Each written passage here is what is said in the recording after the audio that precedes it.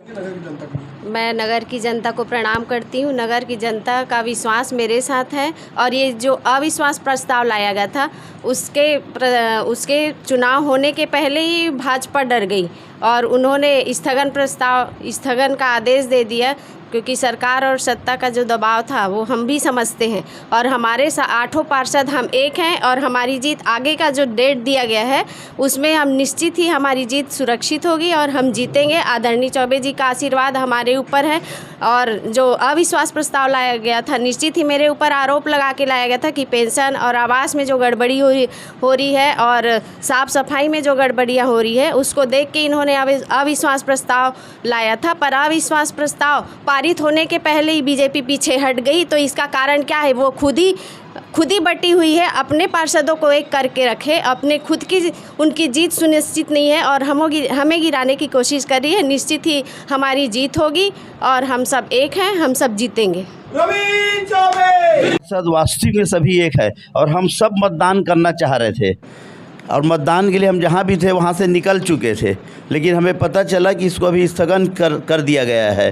तो ये तो बहुत गलत बात है। हम बहुत निरुत्साहित है। हम मतदान करना चाह रहे थे और मतदान करके हम धमधक जनता को और जो अविश्वास प्रस्ताव लाए थे उनको भी जता देना चाह रहे थे कि अविश्वास प्रस्ताव कैसे ध्वस्त होता उसको आप देखो, लेकिन उनमें हिम्मत नहीं हुई और उन्होंने सरकारी दबाव के द्वारा जो भी किया हो आज स्थगन आ गया।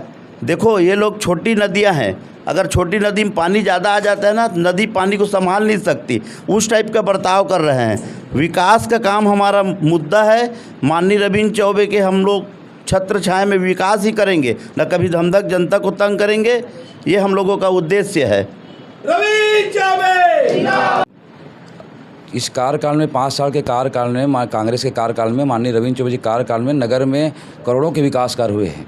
पूरे नगरवासी खुश हैं और पूरी तरह धमधा नगर में शांति का वातावरण था।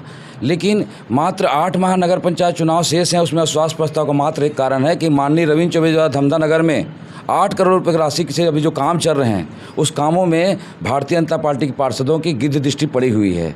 और विश्वास प्रस्ताव जो लाए का कारण बताया गया है वो निराधार है, क्योंकि इन आवास का पेमेंट में अध्यक्ष का कोई अधिकार नहीं है। पेंशन का पेमेंट डायरेक्ट शासन से खाते में आता है और बाकी सब अच्छा चल रहा है।